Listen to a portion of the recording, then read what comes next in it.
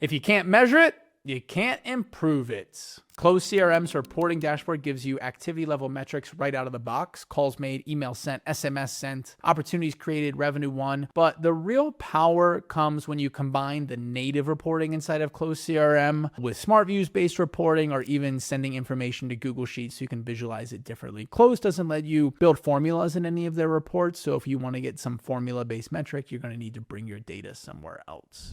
For reporting, you're going to want to head inside of Close and click the reports button. There's going to be a couple different places that you'll hang out in here that I will walk you through, but the main tab that will load will be your activity overview. This is where you can see closed CRM tiles, they call them, and you can add your own tiles for whatever sorts of stats that you want. Keep in mind, you cannot do a formula. So I can't take like the amount of opportunities won and divide it by the amount of book demos and understand how much money I'm earning per demo. But there's a lot of great default stuff already built in here, or you can add your custom activities as tiles.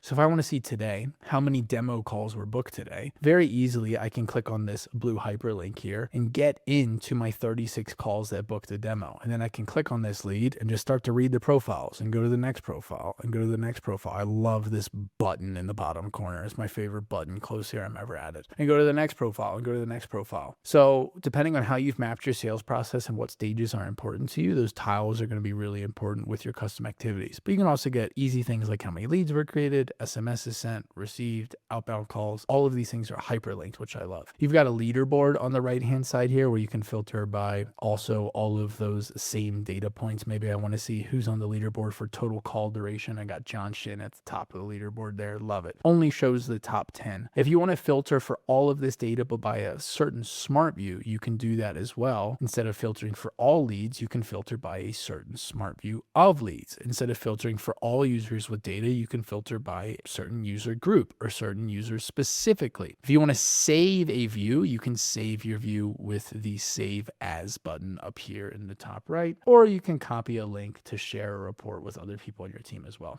I hang out on this tab a lot for real quick things like getting a check on how many leads have generated today, how many calls have booked, how many dials we've made. Very quick things like that. Now, when I go into activity comparison, this is going to be a stack and rack of all my sales reps. Over here, you can control what columns, those same data points that you want to add. So you can build tables and save your reports however you want with the stats that are important to you. And then you can drag said columns around as well to order them. This stack and rack is going to put all my users in here. So if I want to filter for outbound calls by all type and have that ascending from most calls to least calls, I have that with just a couple clicks. Maybe I want to see how many people are using the predictive dialer or the power dialer, or how much time they're spending using those features. I can see what percent of calls or their time was made with those features. Now you see inside of here, this team doesn't use the power dialer at all, and that's because they're using the power dialer inside of SendBlue. The SendBlue team uses the SendBlue dialer to make phone calls, the SendBlue texting to send text, but we still get all of that data sent back to closed CRM, which is really, really awesome. This opportunity funnels view, I don't use that much just because if you skip a funnel stage somewhere in your process, like I built my pipeline to be new activity, call booked, call completed, call not completed. If it goes from call booked to call not completed, this whole view just gets janky and the data becomes unreliable. So if you built a process that doesn't skip any stages,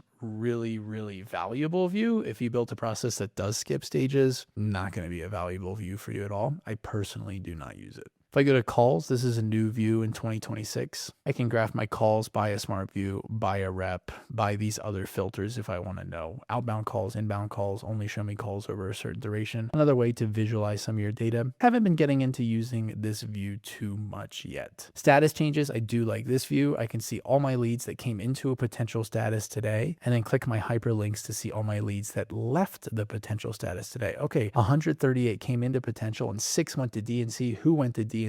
All of these leads here, it looks like all of them are test leads for a new funnel that we're setting up. So that makes sense. I like the status changes view. The Explorer tab I also like. Here it looks like I had something previously graphed, which was call duration, all calls by date, by user. And if I want to look at last week's data to see the call duration by each rep per day, I can see that. And I can see that the average call duration during this time for number. I have too many sales reps for this to make sense. And tell which one it is. Either Justin, probably Justin, not me. I know I wasn't making that many calls. It's very easy to see here. Or maybe you want to graph leads, and I want to graph all those leads by date created, and then I want to break it down by, say, the CRM that they use. Here's going to be a valuable view for me. I can see last week what data, what CRMs people were using as the leads came in. I can see my go high level bar always on the top. Yes, all the most leads that SendBlue gets come in using go high level as a CRM. And I can see how these numbers or patterns are changing over time, and where lines cross would be where the data, where the patterns are changing. Let me go out to last month so we can see a little bit more here. Like, oh, go high levels on top, it's on top, it's on top. But what's this other one that's kind of beating it on certain days? Other. Oh, okay. I need to get interested and curious about what the heck this other CRM everyone is using. Or maybe I can check this green line. This green line has some pretty big volume through here. It's got some big volume through here, but it's dipping through here. What is this green line? No CRM. Oh, okay. So where lines pass, where they cross, would be things and places for you to get curious about with your data. And it can just give you a much higher look. Like I've got 4,000 leads in here, 349 are go high level. What percent of my total leads use go high level? For example, I can start to get that breakdown pretty easily. Send email is a very intuitive section as well. Under reports, I can look at today, all of the emails we sent, all of the ones opened, my open rate, who responded. I want to see all the leads that responded to my email. I'm one click away. How cool is that? I can also see each individual email that was sent, how many were sent, how many were opened, open rate, responded rate to said emails. I can break that down by all users, a user group, or a specific user as well. When it comes to the reports that you probably really want though, you should most likely be taking information from Close CRM, either with Zapier, with Make.com, with the API, and passing it to a Google Sheet. For example, Close CRM could never give me my no-show rate, but it does tell me how many calls were booked. It does tell me how many calls were not completed. I could do quick math in here and see 16 on 36 and figure out my no-show rate. But instead, every time a custom activity is submitted, I send it to a Google Sheet, and then I perform my formulas, my tables, all my reporting inside of the Google Sheet. So you're going to use reports and smart views together, right? You're going to use Close's native reporting for activity volume and metrics alike, and then you're going to be using smart views for process outcomes, for the daily processes that you want your sales reps to be held accountable to. Then the metrics that are backed up from those smart views in the reports will also help you hold your reps accountable. Here are the numbers I track for every sales team I work with. That is the amount of calls someone makes per rep, talk time per rep, which is that mystery metric, right? It's calls or talk time we're looking for. I'm looking at demos booked. I'm looking at how many demos are completed or not completed. I'm looking at their revenue that is closed in their pipeline. I'm looking at their pipeline that they generated, or what pipeline is going to be closing in an upcoming week. I'm also checking out maybe the average cycle time from a demo to a close, which for SendBlue is very fast. For some businesses, it can be 6 months or a year. Definitely don't want to let those leads slip through the cracks. So for managers, I also track processes using smart views. How many leads are sitting in a needs post-call notes activity? Why are they sitting there? Why isn't a sales rep giving me notes? How many deals are stuck in a pipeline without a touch point? Why are they sitting there? Why are there no touch points? These are going to be early warning signs that my money is starting to slip from my CRM, and I don't want my money to slip. If a lead needs post-call notes, that means that we need to fill out the post-call notes. If there's 15 leads in there, we got 15 leads to fill it out. And I can take one screenshot, send it to my sales reps, hold them accountable every single day. If we don't have our notes logged, our data is going to be incomplete. We can't automate things to the next stage. A lead will surely slip through the cracks. If your data is going to be incomplete, your pipeline, it's lying to you.